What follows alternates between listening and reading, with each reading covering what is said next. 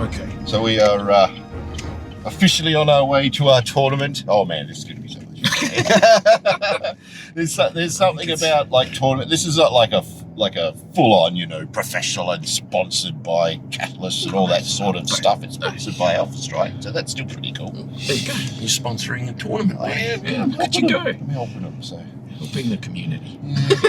You can only sort of do so many sort of events and tournaments, things like that. It just because it's going to add up money-wise. So we sort of have to pick our battles. And this one is at the Perth, PMGG. Yeah, PMGG, Perth Military Gamers Group. Yes, which is pretty cool. We've been there a few times, in case you haven't noticed. Go back, check some other videos. But this one was the one. Wait a minute, I can bring that up, can't I? Where did it go? There it is. I saw the rules for it. Okay. So, so for those of you who haven't watched the other videos, if you haven't watched anything else, this is the scenario we're playing. I want to point out, I assume Mike made this scenario, but I've gone through a lot of scenario stuff and talking about how you can introduce complexity and do all of this and do all of that. And this is a very simple way of making people think really, really hard about stuff. Because it's 5,500 BV, 2 to 4 mechs, and no pilot better than 2-2. And just those two little lines make it so that you have to really think about the force that you're taking. Yeah. Right? It's not just, I'll do that. You've got to go, oh no, I can't take that because I've got to have at least 2, and I can't make them 2. It's really simple way of making it more difficult for someone to build a force, or more interesting for someone to build a force, I should say. Yeah. So 2 to 4 mechs, 5,500 BV total, nobody better than a 2-2, clan invasion era, and that was basically the work. So it's clan versus inner sphere as much as they possibly can. I've gone inner sphere. Yeah. So I'm assuming themed around the invasion. Yeah, it's themed around the clan invasion. So yeah. And that was it. And there were a few people that went on to the video that we did discussing that and gave some ideas on what they would take and what they thought I should take. And I think I mentioned the Axeman, the Centurion, and the Venom. Because I quite like the Venom, and it's the right era. Yeah. And it's all pulse lasers, and it's pretty cheap comparatively. It's not an expensive mech. 798 for the original 9K. Yeah. And that's 4 pulse lasers on a, was that 711 something, or it's a very fast and jump capable. Capable. It's and the 4 pulse lasers is pretty good. And I've been through them, and I saw this one. I want to point out that I didn't pick it because we have similar names. I picked it because it covered the stuff that I actually wanted to take, and it was still pretty cool. I have tweaked it a little bit, Darren, so just, I didn't pick it because we got the same last name, all right? Just be cool. So there's an Axeman 1N, which I've got the sheets in my folder thing here, see? So there's an Axeman 1N. Do you want to talk about what they sort of do? We've got some time. Yeah, well, have a look at. Yeah. I'm going to go through what he's put here. Oh, fair enough. I mentioned this to you, and then I've almost completely forgotten to say anything until I read you the thing. So it's possible. No, I'm not having a go at you, buddy. I think it's possible that you're reading Master Unit List the wrong way around. When you go to Master Unit List, when you look at it, the little grid at the bottom that shows you the numbers and gives you the BV value, the top line, the line across the top, is your piloting skill, right? They put piloting across the top. Piloting is across the top, gunnery is down the side. Now, we've got here, he's put down the Axeman 1N with a 3-2 pilot, which I'm assuming you mean piloting and then gunnery, because that's the way around that it's on the listing. Yeah. But the way most people will normally put it is gunnery then piloting. But I'm not, right? So I'm just saying that is left, right, port, starboard. That's the one. Yeah, it's how you do. It's what you do. I just want to make sure there's no newer players out there that are maybe getting a little bit confused with this. Master unit list. Let's bring up the Axeman. And we'll bring the 1N up. Boop. And we'll go to the bottom. And so if I'm looking at a 3-2 for 2,308, 2,308 is actually listed for a 2-3 pilot. Okay, so if anybody was reading that comment that he made, the force build that he's done there, and thought 3 gunnery 2 piloting, that's not accurate. It's a 2 gunnery 3 piloting. Okay, so like I say, it doesn't matter which way around. I just want to make sure that everybody understands that that's the way that master unit list works. Yeah. So the piloting is on the top, the gunnery is on the side. So just so you know. Okay. Anywho, aside, he's got the 1N Axeman in there with what would essentially be a 2-3 pilot for 2,308. A 9D Centurion, which is the one with the LB-10X. With a 3-4 pilot. I have to remember to read it the other way around. A 3-4 pilot for 1492. Right. Yeah. The Venom, the 9K Venom, the original Venom, with a 3-4 pilot in it for 1,053. And a 1W Wasp. The 1W Wasp is the one with all the small lasers that they built for the Wolf's Dragoons. So the Wolf's Dragoons had their own variant that was just like, I think it's 5 or 6 small lasers. It's ridiculously cool. It's cool. It's very groovy. And that's the 1W with a 2-3 pilot in it for 627. And that came up to 5,480 now. I've adjusted that a bit because I didn't want to muck around with the LBX stuff. I had to get Adam to print some of my sheets out because I only got a 3S Axeman, and that's the one with the LBX, and I didn't want to take an LBX because it just slows everything down. I'm going to go chunky boys, and I'm not planning on winning, so we just want to be like a real challenge to anyone we play against. I just want to mess some people up. So have some fun. What I did was, instead of the 9D, I took the 9A, which is the original Centurion, the OG Centurion, with just the LB, with the AC-10 and the LRM-10 and a couple of bits, I think. Yeah. And that is only 945, where the 9D is like 1,100 or something. I think it is. When you're talking 5,500 points to spend, and you're trying to build a lance in particular, that can make a difference. I wasn't originally going to take all 4, but then I saw that list and I'm like, I could squeeze a Wasp in there without losing too much. So what I've ended up with, I took that 9A instead, and then I messed around with my pilot skills. So I hope I haven't upset you there by modifying your list, but I'm going to do it anyway. But so, it's a solid base. Be cool. So it's all good. A very solid base. That was a good listing. I like the Thor and Ryokan one that somebody else put in there as well. That was pretty cool. And did you see somebody said 4 charges? I mean, they're what, 80 or 85 tons or something? 4 charges. You just go in there and just beat the crap out of someone. Just beat the living poo out of people. Yeah. But that was a great list. And if I had any Charger models, I probably would have done that. But no, it's just no. It's up there with Hold My Beer and Where's My Money? I wanted to squeeze a hatchet, man, a hatchet and a Venom in there somewhere. So the hatchet on the Axeman is just really good. Okay, so I've got an Axeman 1N as my leader dude, and I've put a 3-2 pilot in there.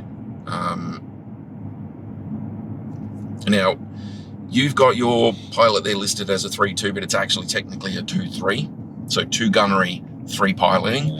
I've got 3 gunnery, 2 piloting. For your Axeman. For the Axeman. Yeah. And that came through a little less, but gives me 1 point better on my hatchet attacks. So I'm at 2,074, where yours was 2,308. So I've saved a couple of 100 points there. My Centurion, I got the 9A, which drops the points down a lot, and I'm taking a 2-4 pilot instead of a 3-4 pilot. And I've got 1,455 is the final battle value for that, instead of the 1,492 that you had. The Venom is actually, like, I went full on with the Venom because the Venom and the Wasp are really cheap. So yeah. upgrading their skills costs you way less than it does to upgrade the other guys. So the Venom, I've got a 2-4 pilot in there. Again, the Centurion is a 2-4, the Venom is a 2-4. The best gunnery with pulse weapons. Yep. So I'm starting with a target 0, basically. Yeah. And that's 1,228, which is slightly over what you had. And the Wasp, I kept the 1W because I was looking at the 3W. Yeah, no, the 3M. Oh, the 3M. 3M is a pulse laser and an SRM2. Yeah. And I wanted the pulse technology, but I kept looking at the 1W, and it's really cool. So I'm like, yeah, you got to get in closer, but yeah, you're doing a lot of damage if you can hit with everything. So I'm giving that a crack, and I've got a 2-2 pilot in there, which is the best you can do, and that's 656. So all up, if I can move my pen out of the way, I've got 5,413 points worth, which is slightly under the 5,480, which was in the comment, but I couldn't really find anywhere that I could tweak it that wouldn't put it over the 5,500. So yeah. I'm about 80 points short of the max. There are a couple of times when I was putting a list together and I was over by like 20 something points. Oh, it's so perfect. It's really good. This is going to be so much fun. But no. And that is one of the fun things with force building. And like I say, I've mentioned this in one of the videos, that one of the things that you have to get used to with BattleTech as a new player is building a force. Yeah. So if you want to make it more challenging for your players and the beginners, just have them make their own force. Yeah. It sounds silly to like players who've been doing it for ages, but it is something that they're going to have to get used to, and it is something that is kind of a skill. You need to work at it. You need to like try and do it on a regular basis so you know what you're doing. But yeah, that's me. Do I get to hear what you've got before we get where we're going? Yes. In fact, here you go. Boom. Oh, holy crap. Oh, he's got a folder too. Look at him. Over. It's all printed out, so you can just read out the list of what's there. Oh, buddy. It was a little different to what I was sort of thinking. A little? You were going to go a commando swarm when I last talked to you. Yeah, but I had so many points left over. And I'm like, oh, commando swarm. But that's all right. At least one of them showed up. This looks like what a commando swarm wants to be when it grows up. Look at that. Holy crap. You merged two of them into one. All right, so we have a commando, which is cool. Oh, I didn't bring my minis. What? Seriously? Seriously, I haven't got my minis in my bag. Oh, that's a problem. We better stop this. There you go. Okay. All right. So, continue. Sorry about that, guys. You wanted to have a look at my stuff, so let's pull that up there. I'm feeling really old today, all right? Leave me alone. Okay. So I was getting all shock horror over this because it is insane. So like I say, you did stick with at least one of the original swarm, apparently. So there is a commando in there, the 1D. That's the original, isn't it? Is that the original commando? No. And we can have a look because I've got the record sheets in there. You can have a look. Oh, you have to? Yeah. What's the point of looking it up on Sana if I've got a sheet in front of me? Because looking up on Sana is fun. Look at you go, Taryn. Distracted. The 1D commando. He's 6'9", an SRM6 and a large laser. Nice. Bit of range. Yeah. A bit of range, which, Light Mech sort of needs if it doesn't want to get shot at. Ton of ammo there. Are you taking standard or Inferno? Well, I can decide, I guess, when I see my opponent, what they've got. If someone's got a real heat monkey mech, I'll be like, Inferno's for you, buddy. Well, you can pick on a battle-to-battle basis, I would assume. So each battle, you can decide what ammo you take. I suppose. I would say would be reasonable. I mean, failing that, I'll just talk to Mike and say, if we need to declare it for the whole tournament, that's fine. I'm okay with that. It doesn't matter. Damage or infernos. Infernos are fun, but damage is good. You're supposed to go after a light unit. So SRM6 can do a lot of damage. Do a lot of damage against something lighter, and if you can get in behind even bigger ones and hit rear torso a few times. Oh, especially if you had a large laser to it. Make them think twice. That's pretty good, man. I like that. So the 1D with a 2-4 pilot in it. That is not bad. So the downside to the Commando is that it doesn't really have max armor. It doesn't have much armor at all. Ironically, it's only at about 70% or something like 80% something like that. coverage. Yeah. It was supposed to be a scout mech, but it's like, well, it falls apart even easier, and it's got ammo all over the place, and it's like, yeah. So what do we got next? We got a Thunderbolt moving up in the world to a 65 from a 25. Feeling like we need to compensate, obviously. So the Thunderbolt is nice, man. Come on. Again, it is around for a while. Yeah. And, all these designs would have appeared in battles against the clans. Probably the Commandos not so much on the Draconis Combine side of things. Yeah. But and that's the 5SE with a 2-4 pilot in it, going heavy on the 2-4s. Well, again, it's the numbers are the same for everyone, so you know what you got to have as your base number. Yeah, which is helpful. Yeah. It's 464 for the Thunderbolt, which is pretty good. Yeah, there's variants with and without jump jets. I said, well, let's see if I can find something with jump jets, because that would be handy. I was going to say, I'm pretty sure there's some without jump jets on there. Yeah. So LRM-10 in the left torso, 3 medium lasers in the left torso, and a large laser in the right arm. That's pretty good. That's good, yeah. That's pretty good. But no XL engine. No, just standard engine, which is even better. Yeah. 2 tons of LRM ammo in the center torso. Yeah, let's live a little, buddy. Just want to live on the dangerous side today. I mean, look, I suppose, again, I'll talk to him. You could have the option to go into battle with reduced shots if I'm worried about ammo explosions, but I want enough time to shoot. You could just dump a ton of it while you're standing still. Yeah, that's true. You could just dump the ammo. So, as long as it only, like, you don't get near anyone in those, turn, I think it's a turn, isn't it, to dump a ton? Yes.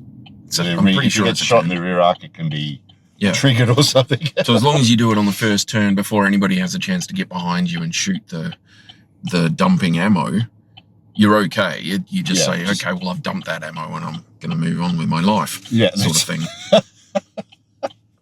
But it's once you start getting into combat, like near people and into combat, that you have to be careful with it. Yeah. If they hit you in the rear, then it'll explode. I'm probably playing like on one board, essentially. It's not a big area. Yeah. Your fast units, like your Venom, will just get across that table in no time. I should be able to get anywhere I want to. Yeah. Basically. So a 2-4 in that.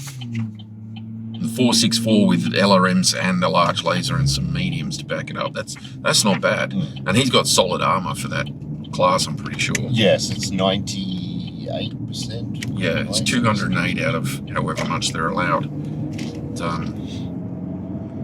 Good solid armor coverage by the looks of things. Going up against the clans in mix, theory, so PPC 15 damage won't take long to chew through stuff. But I want to be able to at least take a couple of hits before I go down from it. Yeah. And then we've gone the master of all battles, the Battle Master. The Battle Master. The Battle Master, the BLR-1D. What's on the 1D, I wonder? And you've got a 2-4 pilot in that as well. Yes, 2-4. Okay. 2-4 for everyone. Oh, holy crap, he's covered, isn't he? Look at him. All right, so it's a 4-6. You've got 2 medium lasers in each torso, right and left. So that's 4 altogether there. You've got right arm has a PPC, and the left arm has 2 machine guns with a ton of ammo for them. 400 damage if you can. hit the jackpot spot there. Not as exciting as putting it in the center torso, but there it is. No, but the right torso is still, you've only got 5 chances to hit something there. 2 of them are medium laser, which is pretty good. That'll soak up some, hopefully. Yeah, but that's what I'd rather lose a medium laser than 200 there's no case that would just rip through the mech and it's all over. So, yeah. 400 points of damage. Are you sure you don't want to tank that? I mean, you could. For fun. Here you go. Just for the hell of it? Yeah. Good. Just wave the ammo case around in the battlefield. Woo! Yeah. Shoot me! Yeah. That's cool. And with a 2-4 pilot in there, that PPC is going to be doing some damage early on. Well, it's the only longer range. That's the thing. You have a look at a lot of the variants of the Battlemaster, and the majority of them it'll have like one maybe big gun that's a long range thing, like a PPC or whatever. Yeah. And then everything else is geared for more close combat. You know, the SRMs and medium lasers and like LBX things and stuff like that. Yeah. But you've got him with his PPC out to 18, and then you've got both of your other guys have a large laser, which is 15. He is a brawler. The LRMs. You know, an 85-ton mech sitting back just shooting with a PPC is a waste. He has to get in there and fight. You want him in there doing damage, and with the 2, that minimum range penalty isn't as bad. So you can still fire the lot if you want to. What do you got? Weapon heat is 22, dissipation is 24. So as long as you're only running, you can run and fire everything. Yeah. And not overheat. It's just mongrel. It's a lot of waste of tonnage, you know. But then again, a lot of these designs were around at the time. You know, there's no XL engine. You know, there's not a lot of this fancy tech and things like that. And that's just for those at home. That's 24 single heat sinks. Yeah. He hasn't got doubles. He's 24 single heat sinks. They're all over the place. So So they're good to soak up some extra. There's 2 in each leg, 2 in the center, 2 in the right, and then 3 in the left. If I can fight near water, I'll be right. Yeah, if you can get into the water, you'll be all right. 4 extra heat off, but you don't need it unless you get an engine hit. Yeah. Well, that's the thing. I'm expecting like some engine hits, even though it's not an XL engine unit. You know, just once your armor's gone, it starts transferring. You're just gonna have problems. And once those clan mechs start getting in near you, they start eating that armor off. But that's your lot then. 3 units only. 3 units. 3 units only. That's unexpected from you, buddy. You usually go the max. Well, actually, I was looking at how can I have a pair of killers. And then I thought, no, I need like a 3rd mech just to make people think. Yeah. Well, I originally wanted to go like a couple of Axeman or an Axeman and an Awesome or something like that, but I'm like... I kept looking at the Awesomes and no, move away from it, try something else. But it's so good. It is so good. It looks good, it's just a chunky mech, it's just great. And I'm pretty sure with the tech level we're allowed, we could probably go the 9. Oh yeah, you can get a couple of those. Take a 9Q. A couple of those. For those of you that don't know, the 9Q is just a straight upgrade of the 8Q.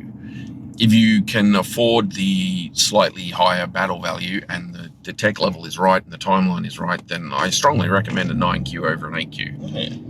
4 PPCs that you can fire 3-3-3, 4-4-4-3. Yeah. 4-4-4-3. That's good. Instead of 3-3-3-2. It's really good.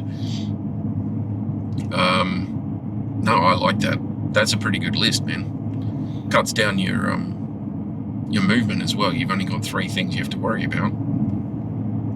That commando, I think, is probably going to let you down at some point, though. You've got to be careful with him.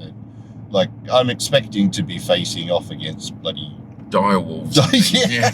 Or something like, he's a Hellbringer. Oh, okay. Yeah. With a 3-3 pilot. Yeah, thanks for that. Yeah, good. Yeah, quality. Clan honor, I will fight your commando with my summoner.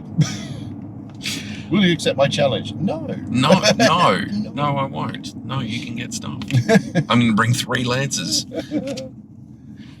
Dear. I like that. Good list, mate. Good Well, we'll list. see how we go. I mean, it's a faster list for as far as like resolving each round and things like that. It's nice that I can have the pilots all the same, so I remember stats quicker. Yeah. It's one of the things that I tend not to do is I try and like really get the best out of each unit that I can as far as skills go. Yeah. And I have a tendency then to not have the same skill for everybody, but if you are learning to play and build your force, that is a solid piece of advice. If you can get your skills all the same level across the board, it makes it a lot easier for you to remember what you're doing. So that is a good piece of advice. So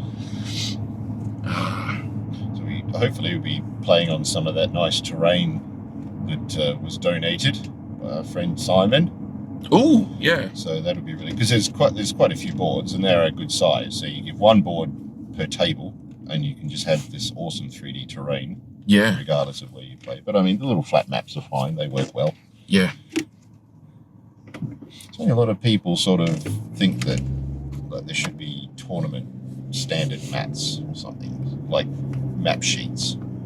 I guess you could do that. You could do that. Yeah, some people have been talking about that, but it's like, well, the universe is pretty complex. There's all sorts of terrain and places to visit.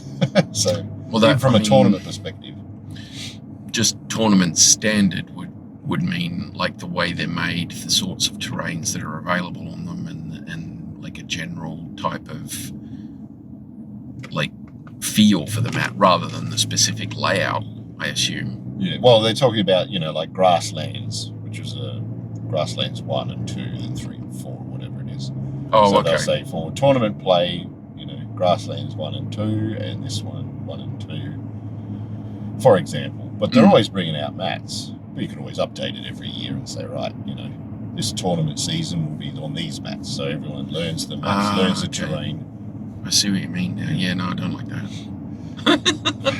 Well, the argument is it's like, okay, well, this year you were used to fighting in grasslands, which produce some woods, and things like that, and then suddenly the next season you're in like a deserty, a mesa or something. Or or like a canyon setup. Yeah, it's I can different. see that being like interesting. Yeah, I would do that on a tournament by tournament basis though, rather than as a seasonal thing. Like every tournament that year has to be on grasslands. It's like that would get boring. Well, I mean, if you're looking at like worldwide rankings and things like that, if you look at I suppose that. Yeah, but companies like Games Workshop or whatever, the tournament scene is very popular, and they have certain things, but they don't have a specific layout. Like they don't play on a board. It's not a board game. BattleTech is a glorified board game, I guess. They could have a specified terrain layout. Yeah, and there isn't any reason that you have to play BattleTech on hex maps. It's not absolutely vital that you do that. You can play it on terrain maps. You just have to modify the rules for the terrain. Yeah. So you do like inches or whatever it is. I think there's a conversion system somewhere. But people will say, "Oh, just play Alpha Strike." Well, that's it. Yeah. So I don't mind playing Alpha Strike on terrain. I prefer my BattleTech on hex maps. But like I say, you don't have to do it that way. Yeah. It's what you're used to, I guess. It's what you're introduced to as well.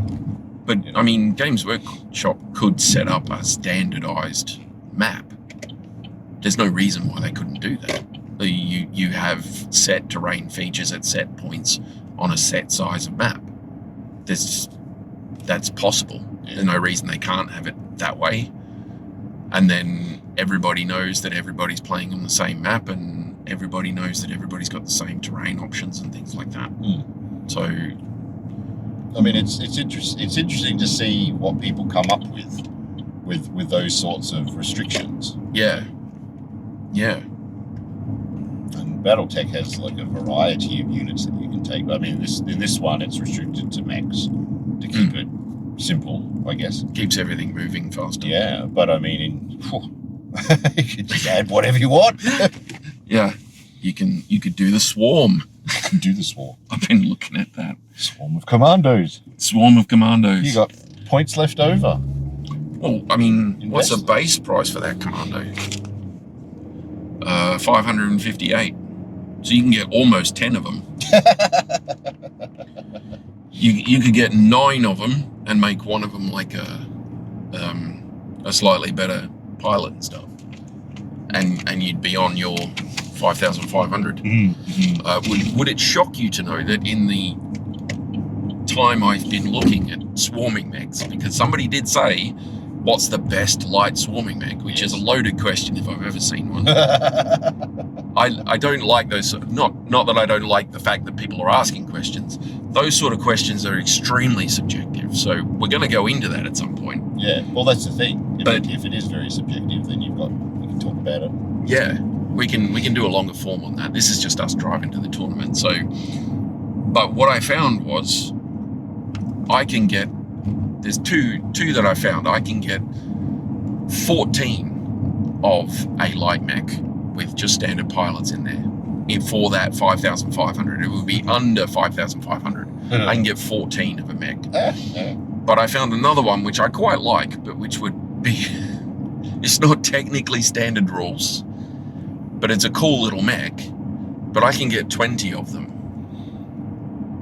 For that 5,500, I could get 20. Is it within the 30-50 guidelines, or is it something else you picked?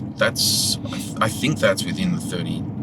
I was just looking at light mechs to tell you the truth. Oh, I'm just curious to see. Yeah, no, I am now too, actually. I think I brought it up. Yeah. 2519 this was developed. But it only costs 270 BV. So, yeah, I can get 20 of them. Not very heavily armored, not very heavily armed, quite fast. Right, yeah. But I went with the 14 because that one actually follows standard rules. This one's a slightly weird one. So, but we'll go into that another time. Slightly weird. That sounds like us. It's slightly weird. It's yeah, no, it's a very interesting thing, and you can bring up categories on Sana. So I've just brought up the light mech category, and I've been looking through light mechs for the last 2 weeks, and yeah, there's some cool ones out there if you're interested. But there are some that are light mechs that I really, really like that you wouldn't be able to get more than 2 of them. There's a variant of the Wolfhound that costs over 2,000 BV. What? I thought 1,500 was pushing it, but there's a Wolfhound. I quite like the Wolfhound. I think it's a good mech. It is, yeah. But it's over 2,000 BV. And I'm like, that's ridiculous. That is absolutely ridiculous. But if you're doing like a 6,000 BV battle with light mechs only, and you want something that's like really super duper U-Butte fanciness, then it will do the job. I think it had like it was XL engine, endo steel, it had reflective armor, it had all this stuff, all this fancy junk on it, and it would be really, really cool. But yeah, you got to spend 2,000 BV on it, which is like, nah. You sure your identifying camera or something is malfunctioning? I mean, if it's a Lyran design, it could actually just be a Scout Atlas just wearing a mask. Do the old Scooby-Doo reveal.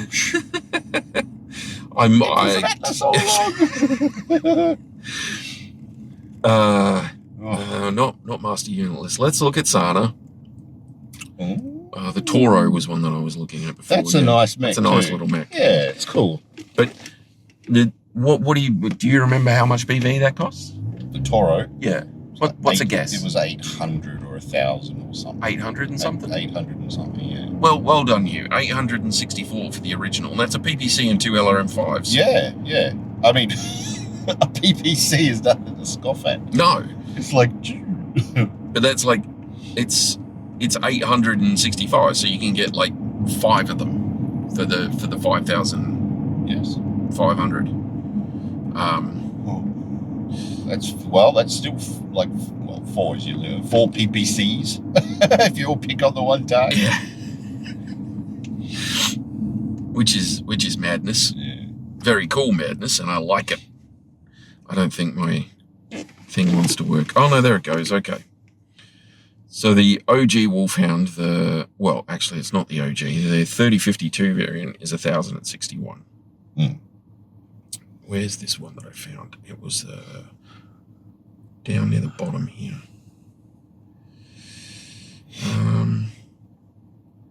There he is, the 2X. So this is an Arc Royal Mechworks Jihad era variant. Experimental technology. Endo steel, extra light engine.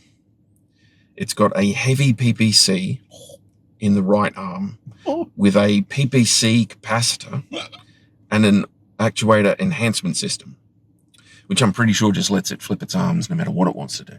Right? Ooh. So I'm fairly certain that's what that is. I wonder if the rules are listed in there. They might be. I'll have a look at that. Game rules. Provide handling of those. When mounted on an arm, they give a -1 to hit for any weapon in that limb. When conducting normal non-physical piloting skill rolls with an AES mounted in the legs, they get a -2. Physical attacks with AES receive a -1. So yeah, that PPC that's in the arm gets a -1 to hit for that actuator system. This is just the SANA rules, so take it with a grain of salt, obviously. Arm-mounted physical weapons that require both arm actuators must be equipped with AES in both. But yeah, so -1 to hit for any weapon in that limb, which means your heavy PPC has a capacitor and a system that gives it a -1 to hit. Torso-mounted weapons remain lasers, specifically 2 ER mediums and a single ER small. And there's 10 double heat sinks. Enhanced defensive protection comes in the form of a supercharger enhanced speed and cosmetically styled laser reflective armor. So the supercharger gives him a solid burst of speed, and the Wolfhound's pretty fast already, I think. 6.9 normally. Yeah, 97 k's an hour would be about a 6.9. So that boosts his speed up. What does that make that go to? Like is that a 12 or a 15? I think that makes it a 12. And the laser reflective armor means anyone coming at you with lasers, which are fairly bog standard on light mechs. Most light mechs will try and fit a laser of some description on there. You don't often see light mechs with only ballistic weapons or only missile weapons. Yeah. Missile weapons, probably. Sometimes. But ballistics, way too heavy. But you don't often see them with just that. Yeah. Because the light mechs are supposed to be, like, in lore, they're meant to be going into enemy ground and deep penetration scouting and all that sort of stuff. So they usually have a backup weapon, a medium laser or a small laser or something like that doesn't require ammunition. Yeah. And that can keep firing. So laser reflective is not a bad move. But yeah, that's 2017 points. And I mean, fair play, I guess. Damage. The heavy PPC is 25, right? Or is it 15 damage? So with the capacitor, it's 20. 20 damage. With a -1 to hit. And no ammo. No ammo. Oh. No ammo. There's nothing on there that has ammo. It's all energy weapons. Oh. It's 15 heat from that. So the 20 heat dissipation is going to be working overtime if you fire anything else. But it's still pretty damn good. Well, if you hit, you're doing all right. Yeah. You know? But again, is it one of those all your eggs in one basket kind of thing? That is an example of not a swarm mech. I know, definitely. Although, if you could pull it off, it would be brutal. But yeah, you would need at least you did far too many points. Yeah, you'd need 20, 40,000 points to even get close to swarming with that. I don't want to do that bookwork. No. I was very close to just taking awesomes with really good pilots for this. Yeah, but you get a couple with really good pilots and just say, "Come at me, bro." Yeah. Just walk into my wall of PPCs and see what happens. That's it. Which, yeah. It's a good way to win. Oh yeah. It's Because- kind of basic though. As basic works sometimes. It does. But it is kind of boring as well. Yeah. I mean, again, scenarios. That's why your scenarios are so important. But if you've got a defensive position, I can think of very few things better than a 9Q awesome to defend it. That's right, for the error and the points. For the error and the points, Yeah. you got For that, you just fit a 9Q, you sit it on a hill where it can see everything and it can tank shots with its front armor and just blam, blam, blam, blam, blam, blam, blam. And you don't stop until they stop. 4 days. You don't stop even until it stops twitching, you keep shooting. That's right. It's twitching because you're shooting it. I don't care. Blam, blam, blam, blam. All right, everyone. We are going into a tournament. Game and time. We'll see how we go. We'll make another video when we're leaving. Yeah, when we're leaving. We'll fill it in. All right. There we go. We are about to head home. We're just pulling out the car park now. The PMGG tournament that we did, and that was a ripper. That was really, really cool. It's I done. like that. That Yeah. was a lot of fun. That was very cool. So we had how many players all up? I think it was like 10 or 11? 10, yeah. 12, something like that. Which is more than what they had last time. So that's good. Keep growing the numbers. They had a ringer and they had someone who had to come in late, kids and stuff. So Yeah. which is fair enough. And they had me who forgot his minis and had to come in late. But yeah, no, that was brilliant. And I think we were just talking to Mike about the scoring system, and I think it was really, really good. It is good, It needs yeah. a little tweaking, but I think it was really good. Yeah.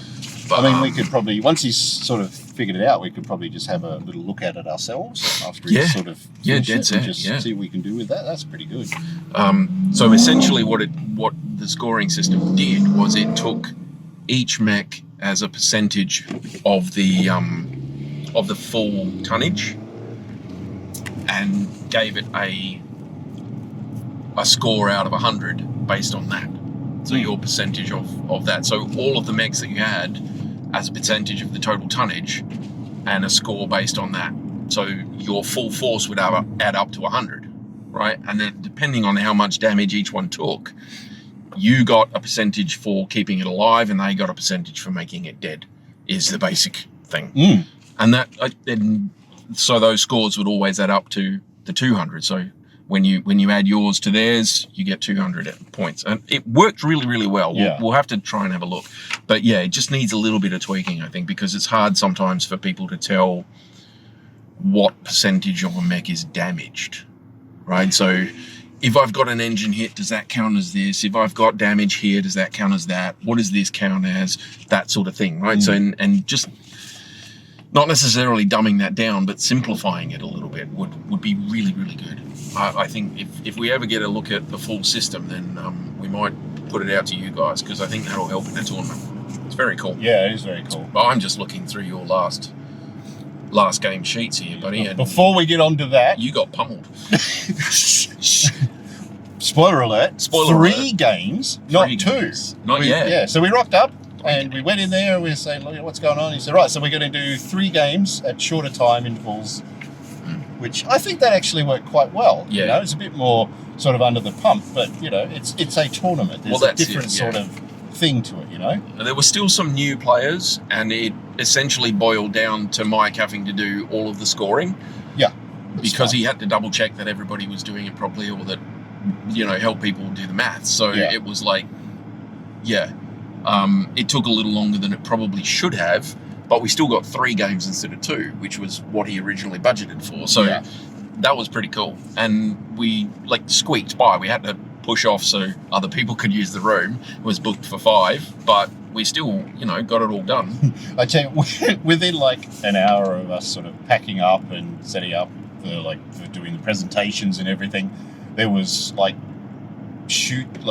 preparing for they had an air pistol thing, in and the one next room over there was some people bells playing doing cowbells and stuff, and they were really good. They were good. They sounded really good.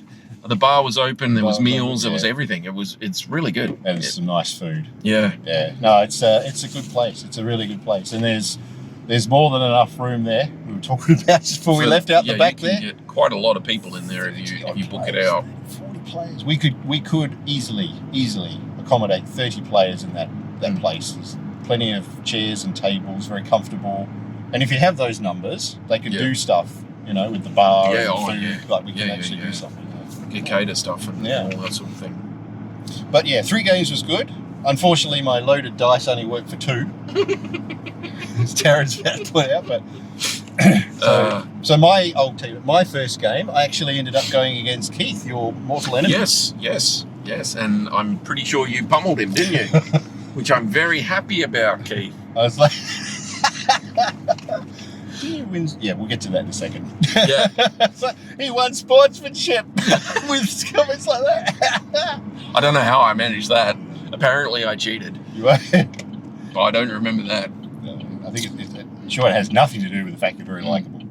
So, well, I didn't go into it thinking I was going to win, and I didn't care if I did. No. I thought they were really good games. There was some really close stuff. But yeah, you beat Keith. I went up against Keith. My game was really good. So the Battle Master, I haven't really taken it that often. I said, look, let's give it some love. Let's get into a tournament and see how it goes. And I tell you what, the machine guns on that mech was the gun of the match for that first one. I couldn't believe it. It was just like, luck plays a part in that game. It did in all 3 of my games that I played. The Terran effect, maybe. Oh, dead set. It is, yeah. But machine gun, center torso, got 2 Through armor crits. critical. Yeah, rolled a 2 for location. So, as soon as I hit the gyro and that, he started doing his flop around that he does. Yeah, it can't keep a mech up once it's got the gyro hit. He's cactus. And your second was against Adrian, right? Is it Adrian? No, Adrian was my third. Third. Oh, okay. Who was your second? Second, I went up against Robert, who we've also known from the club, the Tabletop Gamers Club from years ago. I was going to say, I seem to remember him, Yeah. But, he was Clan Fire Mandrill stuff. Oh, your boys. No, not... Yeah, Fire Mandrill, but it was Payne, Kindred Payne, which is a different one. Who do you do? I do the... McCann? I thought he did Crease. O'Reilly. He was... I'm sure he was... He said Payne, but they weren't painted in those. There was like a Mick Crease colours, so black with mostly black with some red tinges. I don't know. But Fire Mandrill. It's Fire Mandrill, yeah. So I went up against a Gargoyle and a Hellbringer. But they weren't the prime variants. Oh. So he went for a lot of SRMs, which did him very well. Yeah, they would. Yeah. And LB10s or Ultra 10s. Had a Gauss rifle in one of them. And he hit my commando with that. Seriously? Yeah. Wow. It was undamaged. I walked out. I actually got into the rear arc of his... how was it? I got into the rear arc of the Gargoyle, who was facing off against my Thunderbolt. Oh, okay, yep. Now we've just been fighting one-on-one at that point, but I'm like, I'd lost my Battle Master in the second round. Wow. He was rolling and kept getting right torso and everything.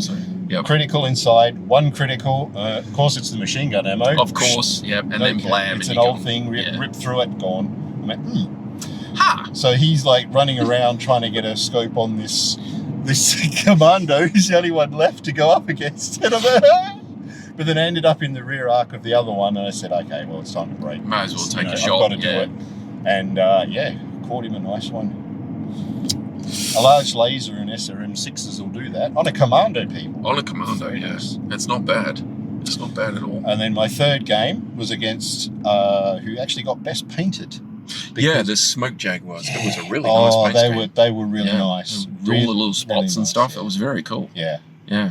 That was Adrian. That was Adrian, yeah. There was a Warhawk and... a Warhawk Prime and think. the And the Ryuk and the Stalker. C, the one with the LBX. and the mini pulse. So yeah, because he was my first opponent. Yeah. And I heard you going. Ah! He splattered me. I got utterly annihilated in my first game. But just having like the standard 4 gunnery with your large pulse and the targeting computer. Yeah. You know, you just. Well, that's it. It's because the Warhawk Prime is ERPPCs, but there's also large pulse lasers and a targeting computer. So that -3 is like it was insanely gold. good. Yeah, I was getting absolutely hammered. I said, well, I can't keep doing what I'm doing here. So I sort of rushed forward. Now, we had a look at each other's sheets, but Adrian forgot about the fact that my Thunderbolt had jump. Oh. So there was a bit of luck on my side there, and it sort of had to force him to sort of manoeuvring, because he was in heavy woods. He was in just the best spot. It was perfect. He did that in mine too. Yeah. Sat in the woods. Yeah. Which works. Definitely. Don't get me wrong, that works. So no modifiers for you. You've got long range. You just plant yourself Just sit there and have a go. smack things. And I'm like, right, well, I can't have that because that's no good. So I went around the side. I sort of jumped because there was hills. We're on, like, our table was that real hilly one that you played on as well, I think. The second game that I played, I was on that one, yeah. But, so yeah, I sort of jumped into position. So you had to sort of back up or whatever, but ended up at the edge of the board. Oh, this is the one I heard about, yes. Yeah. Okay. Yeah. And I'm looking, I'm like, okay. So the next turn that we played or whatever, I basically risked my Thunderbolt to get into the position where if I survive the shooting phase from both of those mechs, mind you, I would then hopefully be able to push him off. So they just did so much damage to him. I'm like, I'm dead. No, I save. Okay, no, I'm dead. No, shoot me now. No.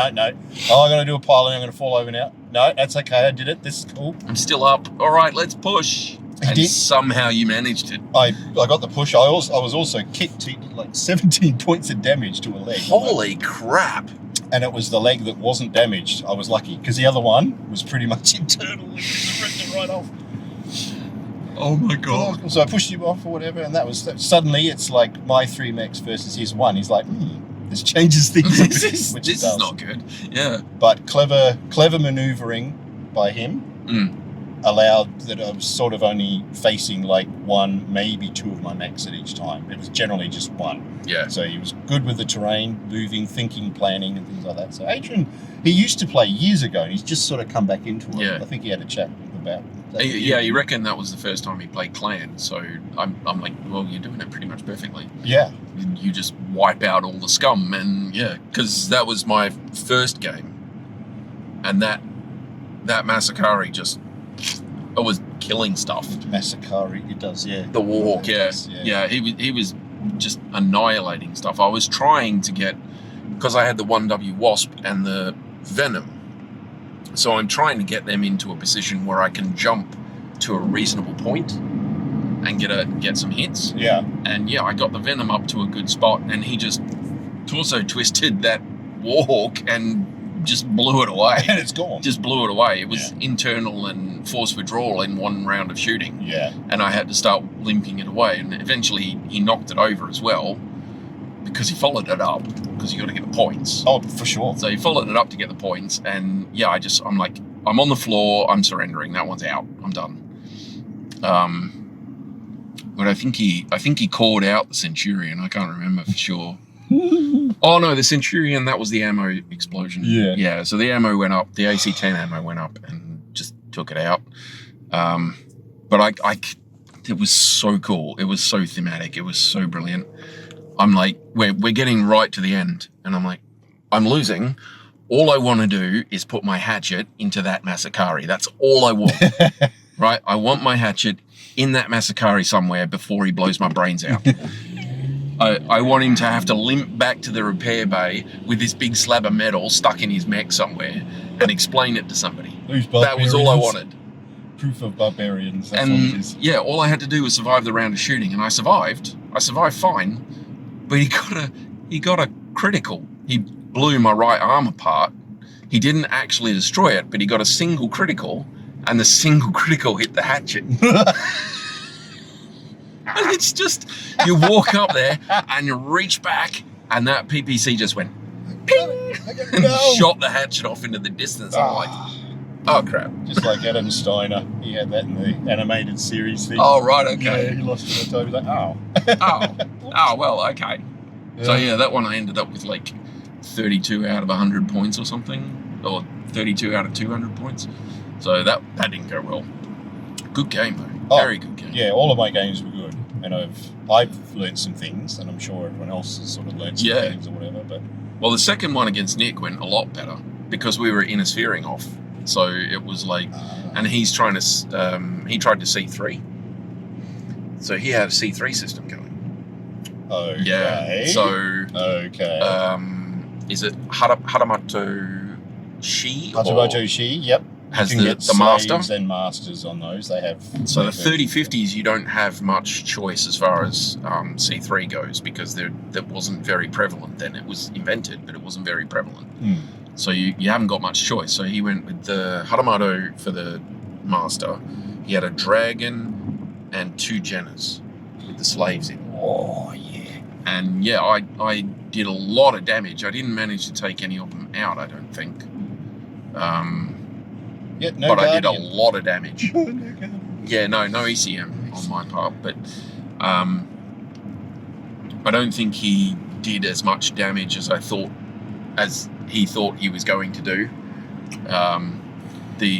I figured I may as well get in there and target the wizard. So I was hitting the Hatamoto as much as I could. I was just trying to pour fire into it and bring it down. Takes a while in an 80-ton frame. Yeah, yeah. Like, oh. I got behind him a couple of times and I'm kind of like putting fire into it and the wasp. That was on that one that you played against Adrian. You know, there was the bridge. It was one of one of Hutch's boards, really nice board, and it's got like a land bridge type thing, like stone. And I thought he puts one down. I'm like, okay, cool. So I put one down. He puts another one down. I'm like, okay. So I'm going to put my wasp over here, off to a side near the bridge. I think, okay. So I'm just going to jump it over there, and we'll just leave it to the one side, and I'll see if I can get it around the back. And he ran a Jenna and the dragon under the bridge and tried to take it out. It did so well. It survived that. It survived like 3 or 4 rounds. It was there at the end. It was there at the end still. Nice. It was taking so much damage, but it was just staying up somehow. Yeah. And yeah, there was a lot of punching people and kicking people and all this sort of stuff. So that was a really good game. But I ended up about I think he was around 70 to 130. So that out of 200. So you've got 100 for your mechs and 100 for your opponent's mechs. So out of that 200, I think he ended up with about 70 and I had about 130. So that worked out quite well. Oh, yeah. Did you hatchet anybody? Not in that one, no. So I couldn't get close enough to him to hatch it. The Jennas are too fast. And the Hatamoto thingy was like up and over and I couldn't get close enough to the dragon. And it was, the Act 20 did some solid stuff. Oh, yeah. The last round, just before the timer went off, I hit one of the dragon's torsos with the Act 20. And it went internal all the way to 1 point shy of killing it. 1 point shy. One more point of internal damage and that whole torso and arm would have been gone. And then the buzzer went. And I'm like... But you could finish... so you... But that was the end of the shooting. We had to go to another round for me to do that extra damage. And it's like... Yeah. But yeah, I got some hatchet combat with Dale, with the pink. Oh, ones. yeah. Yeah, because we went Axeman. And yeah, we had an Axeman off, and that was really cool. That was really, really cool. That would have been an interesting force. If they get into base contact with you... Oh, they're nasty. Yeah. They're really, really nasty. But he had the Battle Master as well. And the pilot that he had in that, I think, was a 2 gunnery. So the Axemen were 4.5s, but the Battle Master was a 2 something. Okay. And that's like ERPPCs and large lasers and stuff. And it's like, he was pinging me from across the board with those, but we're trying to get into battle. But I tried I tried so hard. I tried so hard to get the wasp and the venom to do some actual stuff, you know? Yeah. And it's just, sometimes people, when they pick up on what your force is supposed to do, they will punish you when you try and do it. And that's perfectly valid, right? That is the way to go. Figure out what your opponent's force is meant to do and stop them doing it.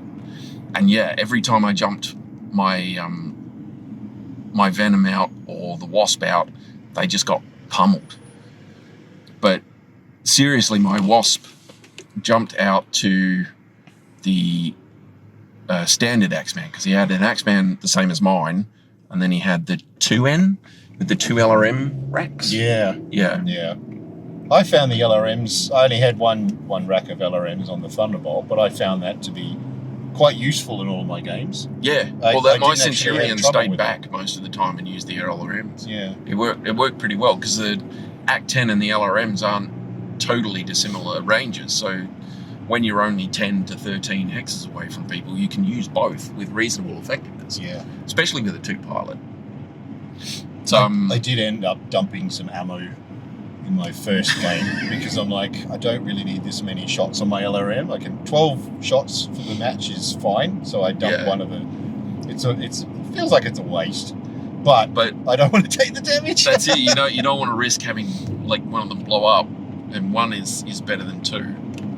But yeah, I jumped the wasp in near that first Axeman, and he went from completely undamaged to almost completely obliterated in one AC-20 round. There's a dog. There is a poodle. Hello, poodle. Hello, poodle. Bye, poodle. Bye, poodle. In your fancy Kia Stinger. Must be good money in, I don't know, whatever it is. Poodling. Dog grooming. Poodling. Breeding poodles. Who knows? Anyway. Yeah, so AC-20 to the left arm, transferred to, went internal, blew it up, transferred to the armour of the left torso, went internal, blew it up, transferred and left 2 points of damage on the centre torso. One bullet took the entire right-hand side of my mech and just wiped it out. And that was where all the lasers were. I had 2 small lasers after that. I'm like, you poor little bugger. Kick. Yeah. To kick and all that sort of thing. Well, he destroyed 3 of mine, and then we were axing with the hatchet man, with the Axeman at the end, because I only had 1 and he had 3, so he had to move all 3 of his before I did anything. Yeah. So I just stood still, and we were gonna pummel on, and the timer went off. Yeah. So it was a good game though, very good game. But that's good. Like if you can meet an opponent and things like that in a tournament, and you can have a bit of fun with it, not everyone's out there to win. No. I mean, it's nice to win. That's the point's to have fun. I wouldn't bother with the game if all I wanted to do was win. If you're not there to have fun, then there's no point being there. You may as well go do something that you want to have fun with. May as well gamble. Yeah, may as well. I mean, if it's fun for you to min-max your force and do all that, then go for it. But honestly, I just like going out. It's just go and have a fun game. Yeah. And watch stupid stuff happen, 13 points of damage to somebody's... Where did I hit him with it? I can't remember now. Because I only needed a 4 to hit him with my hatchet, but because he was a 5 skill and I'm only a 2, he was looking at 6s and 7s to do it. And it's when you're taking melee weapons, try and work on your piloting, because it really helps. It really helps. It's what you want. Yeah. If you can get, even if you leave your gunnery at 4 and drop your piloting to 2, it's still worth it. It's still really worth it, because if you can get in with that hatchet and do some damage, 13 points of damage to one location, and if you've got a decent target number, you can even target it to the punch table. Yeah, which is pretty good. Yeah. But yeah. I have to say that because all my mechs didn't have an XL engine, they were quite tanky. Yeah. They were quite tanky. But again, you always look at it and go, well, this is how much that engine weighs, and if it's an XL, I save this much, and I could put all this extra stuff on there. But when you start getting your hits coming in and attacking you, oh man, Yeah, just to not have that XL engine and having all those single heat sinks everywhere to soak up the tappage. Yeah. Cold. And you'll see people saying that XL engines are not worth it, and in a lot of cases they aren't. Not Innosphere ones. It's 6 extra locations that can kill you. Yeah. But sometimes having that extra, anywhere up to 20 tons, depending on the sort of engine you're rocking, you can knock anywhere up to 10, 20 tons off your mech, and that's a lot of other stuff that you can then do. So if you are into modding mechs, that is, I mean, we've had the LRMs discussion with this and that, and you are looking at, like, you can get 5 LRM5s in the space of 1 LRM20, but yes, they do extra heat, and yes, they've got extra, like, other stuff, but then you have to, like, well, could I maybe take some armor instead, or is this the thing, or is this the thing? And that XL engine is one of the really big things that you have to try and decide on, because especially for Innosphere, it can be lethal. Yeah, it is. Like, if I had the Innosphere versions, no. I lost my Venom to XL engines. He took I think it was the right torso out, and that XL engine in there, so he's out, he's gone. Yeah. But it's an 812-8 with 4 medium pulse lasers, so do it right, and you're looking all right. You're starting to lose light, buddy. Yeah, I am. So we'll just let everyone know. So you won an award. You got the you got sportsmanship. Sportsmanship. You got something that was good. I got another dice tray, which is cool. A mat thing. They're always good. Which is cool. Yeah. I need more of them. But yeah, I think that was good. Very good tournament. Very good all round. Everybody had a great time, as far as I can tell. So yeah, really cool. Really, really cool. Yeah, thank you to the PMGG guys, Mike especially, for sorting that out, setting it up, and to Alpha Strike for prize support. I was very surprised that I actually came second. I'm usually like middle ground if I ever play in like events and tournaments and things like that. So that was a nice little surprise. You had the wins. I think it was inevitable after you took Keith apart. No, because I mean, that was actually very close. There was only I think about a 2 or 3 point difference between first and second. It was crazy. Yeah. And again, really good scoring system. We'll have to go through that at some point, I think. Anyway. So that's it. So there'll be more stuff coming up. So yeah, we're losing light. It's getting dark now. So there'll be pictures. We'll be sharing stuff on social media. So check it out and subscribe to those if you haven't, please, because it helps build up everything. Everything really. And if you are in Perth and you've got a Wednesday free, or you see the PMGG guys put up a tournament or something, feel free to rock on, because it's fun. Yeah, it's really good. It's good. It's a good location, and they're good people. It's good fun. Yeah, definitely. I recommend it too. All good. All right, everyone. Call it there. Yeah. All righty. Take care, people. Bye, guys.